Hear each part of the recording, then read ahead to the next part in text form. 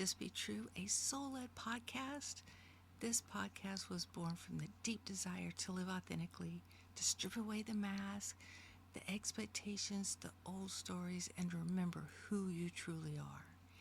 Each episode, we explore what it means to live in harmony with your soul's truth through real conversations, intuitive guidance, and powerful moments of reflection. I am Summer, and I am thrilled that you are here with me today. So today we're going to talk about something that touches every single one of us, yet we rarely slow down enough to truly honor it, and that's grief. Grief when love, life, and identity change. So not just the grief of losing someone that we love, but the grief of losing a version of our life, a season, an identity, a dream, a role we once held. Grief isn't only about death, it's about change, and sometimes it's about becoming someone new.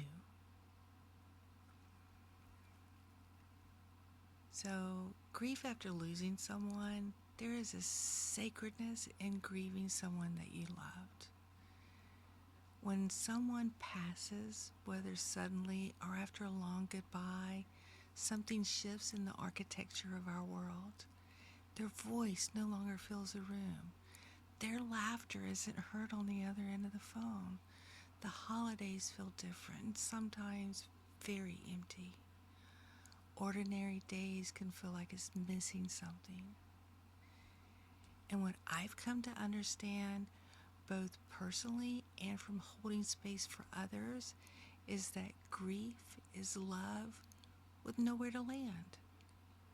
Love that is hitting a void that can't truly be explained other than the feeling of it. So this doesn't mean that you're broken. What it means that you love deeply. And honor this about you and be grateful that you had the ability to love and to love so deeply. Grief moves in waves. Some days are very manageable. But you're going to have other days where a song, a smell, a memory that's going to change you. They're going to pull you under, and you may feel like you're drowning. But there is no timeline for grief. There is no, I should be over this by now. There's no, why am I sad? It's already been a year. Grief does not ask to be fixed. It asks to be felt. And sometimes the most healing thing that you can do is to sit with it. Not analyze it, not rush it, not distract yourself from it, and not spiritually bypass it, but to sit with it. Allow the emotions to arise. Allow the tears to fall. Allow the tightness in your chest to happen. Allow the anger, the confusion, and the ache. This part is extremely important because grief is energy, and emotion is energy in motion. So when you allow yourself to feel, truly, truly feel, you allow that energy to move through you. It comes in waves, swells, it peaks, and then it passes. And when we try to bury it, when we try to ignore it, when we try to push it aside, when we say, I don't have time for this, or you think that you need to be strong and hold yourself together, or you may feel that you shouldn't feel a certain way, you're interrupting the natural movement of that grief, of that emotion that needs to move through you. Because what happens is if when you interrupt that and you don't allow it to move through you, it gets stored. It settles in your body. It lingers in your nervous system. It shows up as heaviness, irritability, anxiety, numbness. that is when grief becomes stuck. And when grief is suppressed long enough, it doesn't disappear. It falls harder later. So sometimes through burnout, sometimes through illness or addictions, sometimes through emotional overwhelm that feels disappropriate in the moment. But it's not disappropriate. It'll be, at that point, you'll be trying to acclimate it, and you'll try to normalize it. But you have to allow yourself to feel. And when you allow yourself to feel, you are honoring the sacred intelligence of your body and your heart. When you let grief move, even if it's messy, you are telling your system it is safe to release. And release creates space. Space to breathe. Space for peace. And space for new life to enter. So feeling it fully is how you move through it. It's not meant to be easy. It's meant to be powerful. It's meant to be life-changing and healing. I mean, I've certainly lost loved ones throughout my lifetime. And what surprises me the most about my grief was not that the pain of their absence, but the clarity of their impact. In the quiet, after they're gone, I began to see how deeply they shaped me. The things that they taught me, the ways that they loved me, the subtle ways they influenced who I became. It was almost if that grief illuminated the imprint that they left behind. At first, the loss felt very overwhelming, heavy and consuming, and there were moments where I felt like I couldn't breathe, or that life would never be the same again. And life's not going to be the same again, because we've lost, and through that loss we've changed, and we've become something new. But what I also noticed, and this took time, was that once the sharp edges of the grief softened, something else emerged. And it was their presence. Not in a dramatic way, not in a way that replaced the physical absence, but in a quiet, steady way. A sense of connection, a warmth, a knowing. It was as if once the storm of emotions moved through me, I could feel them differently. Not gone, but integrated. Not outside of me, but woven within me. And that shift, that being able to acknowledge their presence, that only happens because I allowed myself to feel the grief fully. And when the waves settled, what remained was the love that I still had for them. And that love never disappears. And in fact, that love that you have for them can continue to grow stronger even though they're on the other side. It doesn't end. It just transforms and it changes. So I empower you. If you're grieving for the loss of someone, I empower you to take all the time that you need to fully allow that grief to move through you and to let go, so that you can experience life after and experience the change that it creates and the wonder and the power within yourself that comes alive.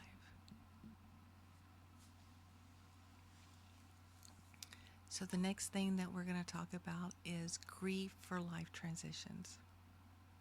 It's a whole nother type of grief, but one that we can still resonate with. So it's the kind that doesn't come from the loss of a person, or from the loss of a chapter. This is the grief of change. Leaving a career that defines you, stepping away from a role you carry for years, outgrowing a life you once worked so hard to build. This kind of grief can feel disorienting because on the outside, everything looks perfectly fine. There may not be a visible tragedy.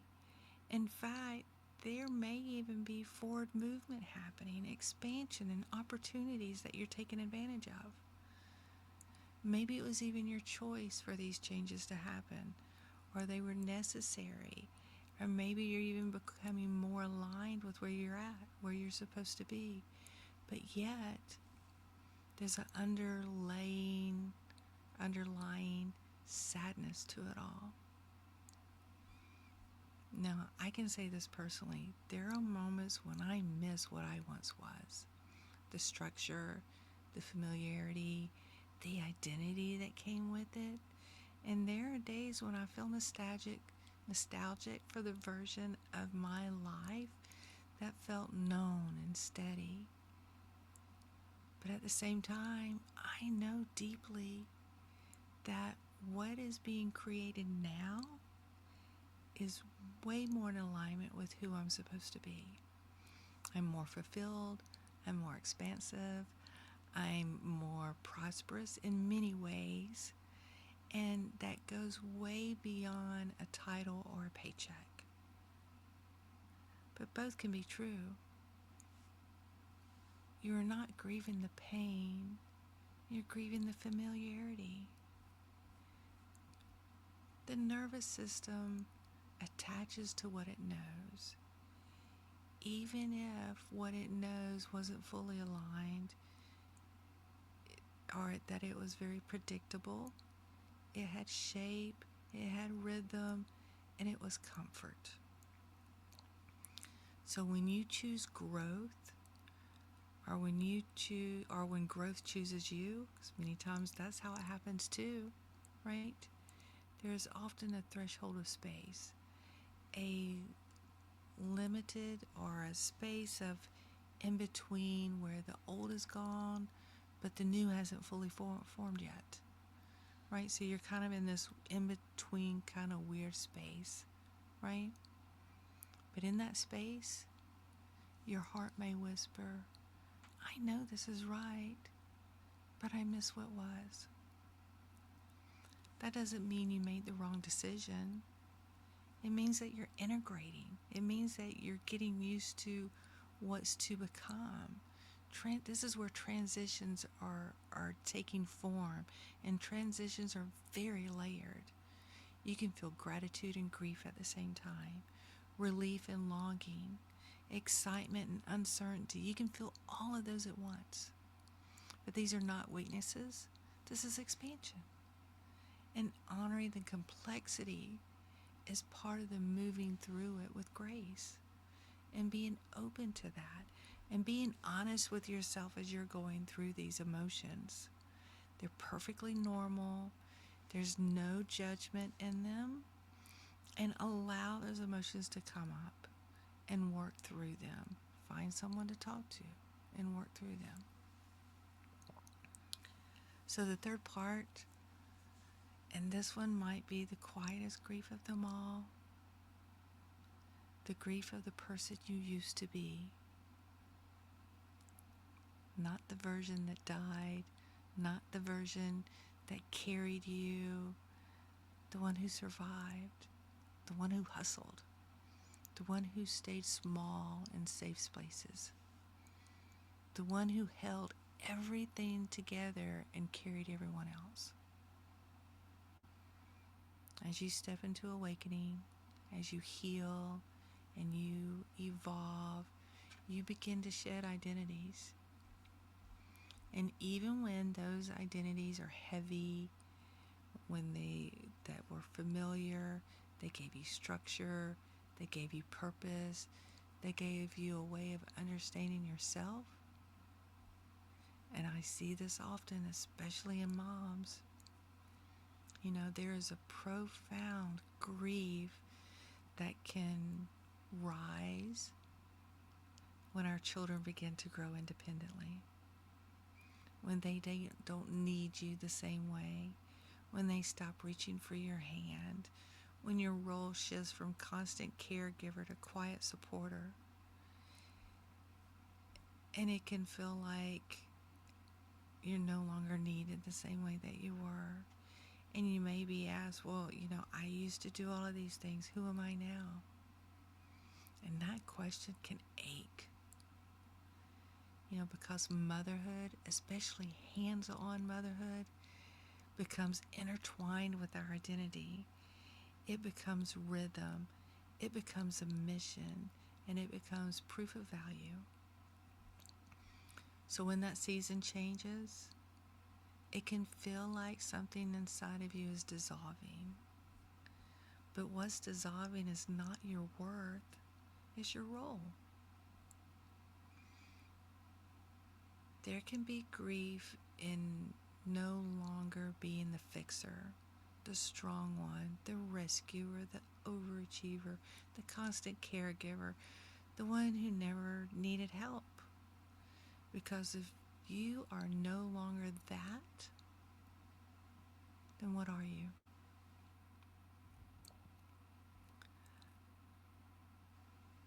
When you step into who you're supposed to be, start owning your own becoming,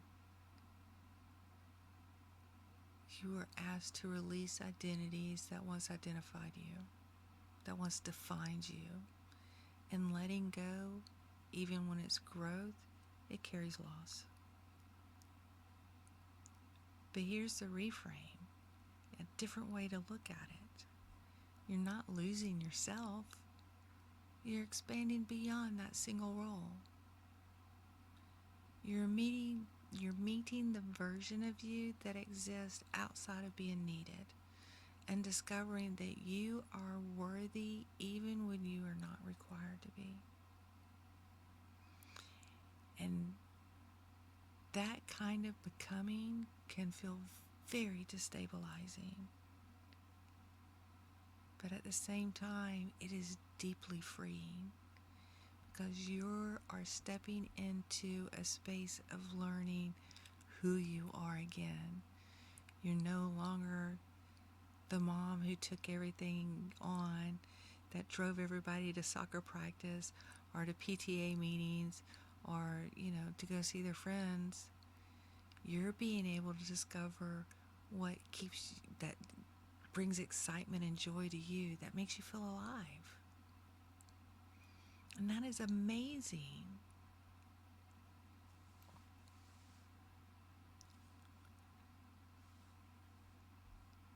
So, grief isn't something to rush through, but something to walk with. Not something to conquer, not something to get over, but something that reshapes you quietly from the inside. Grief will slow you down. It softens the sharp edges that we carry. It strips away what is performative and returns you to what is real.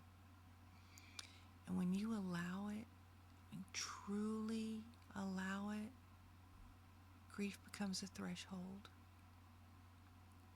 It can humble you. It deepens your compassion.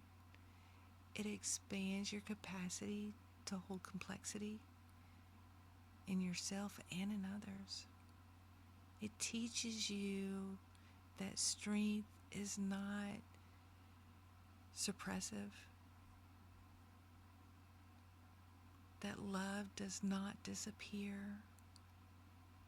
that identity can evolve without you losing your essence. Grief reminds you that life is fragile and sacred. And in many ways, grief is proof that you lived, that you loved, that you risked attachment, that you allowed yourself to care deeply, and that you dared to change, even when change cost you something. Grief is not the opposite of growth. Often it's the doorway to it.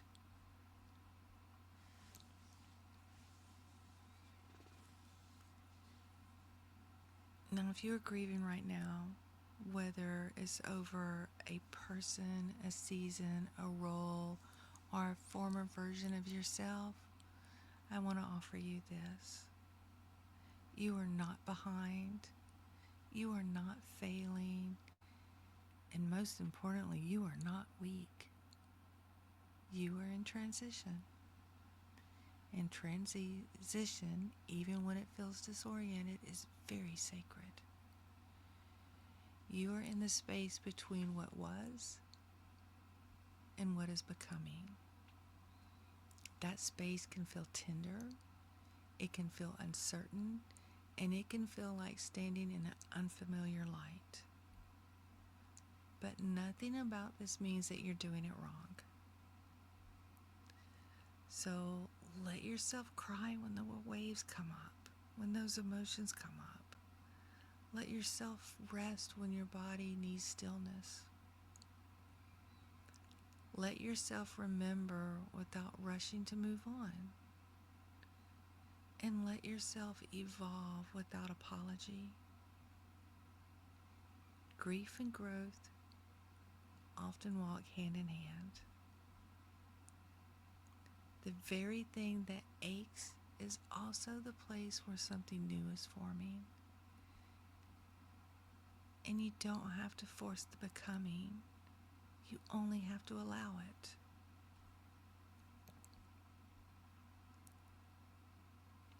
So if you are moving through grief right now, I want to offer just a few gentle supports, not to fix, but to help you walk with it.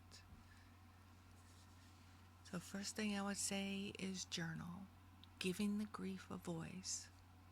So sometimes grief just wants to be witnessed. So try writing about it without censoring. Write a letter to the person that you lost. Write to the version of yourself that you released. Write about what you miss the most. Write about what you're afraid of. Write about what is happening, what is your beginning starting to look like. You don't have to be poetic, you just have to be honest. And when emotions move from the inside of your body onto paper, it creates space. And it's allowing that emotion to be in motion. So there are some prompts that you can use to help with this. Like, what did this person teach me? Or what did this season teach me? What part of me feels most tender right now? What am I afraid I will never be the same? And then what is quietly trying to emerge? So these are great prompts. The second thing I would like to do is tell you to share your story. Grief softens in safe spaces. So isolation intensifies the grief.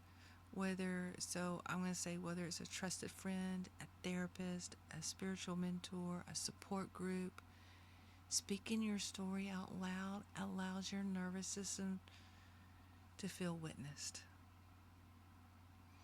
And there is something profoundly healing about someone saying, that makes sense. Or it's okay for you to feel that way. You don't have to carry this alone. So please find someone or a group that you can share with. The third thing I would say is allow ritual. So you can light a candle, visit a meaningful place, create a small personal ceremony to honor what was. Rituals give the heart a container for transition. So create your own ritual that works best for you and your memories. The fourth thing I would say is tend to your body. Grief is not just emotional, it's psychological. So walk, breathe deeply, practice yoga or Tai Chi, something that brings in movement. And there can be times like when you're having a really hard time, just place your hand on your chest. When the waves come up, and let your body move that energy rather than bracing against it, rather than trying to shove it down or forget about it. Be gentle with yourself. Offer yourself gratitude. Offer yourself graciousness and patience. And allow it.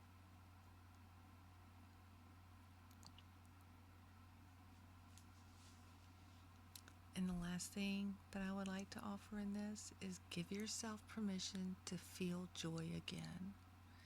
And this one surprises a lot of people.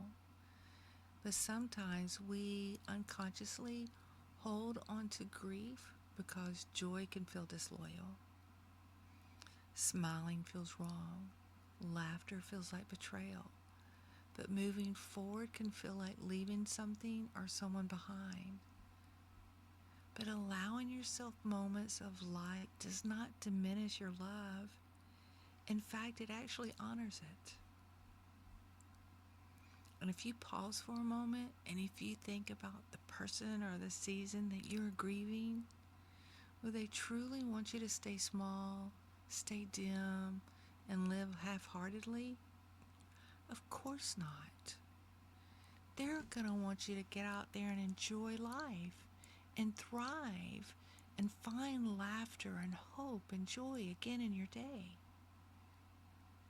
The love you shared was never meant to be to cage you in sorrow. The lessons, the memories, the imprint that left in your life, all of those are meant to expand you, not shrink you. So choosing joy again is not forgetting. It's carrying their impact forward.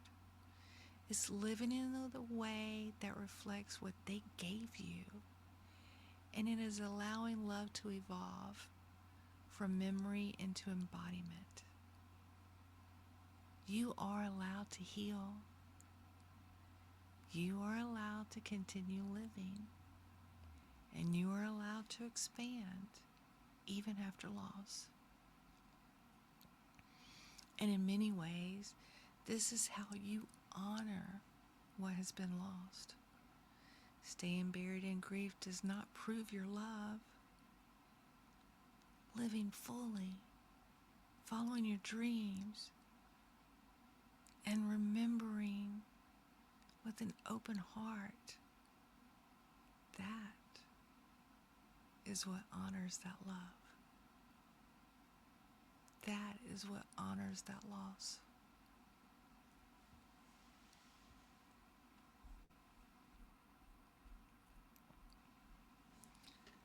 So as always, thank you for being here. Thank you for being willing to feel deeply.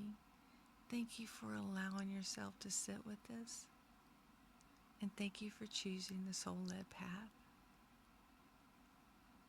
And when that path asks you to grow through change, embrace it and move forward with it.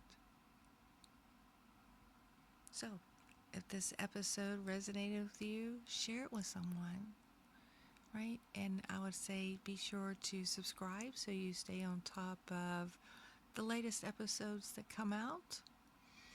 And I promise you, you do not have to rush through your healing. You do not have to carry it alone. Find someone to support you.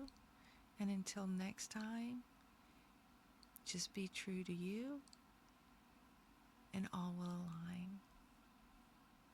Check out our show notes so you can get links to my website, my services, upcoming events, and also sign up for my newsletter and find out where you can get my meditations to support these amazing podcasts as well. And until next time, I'll see you then. Bye.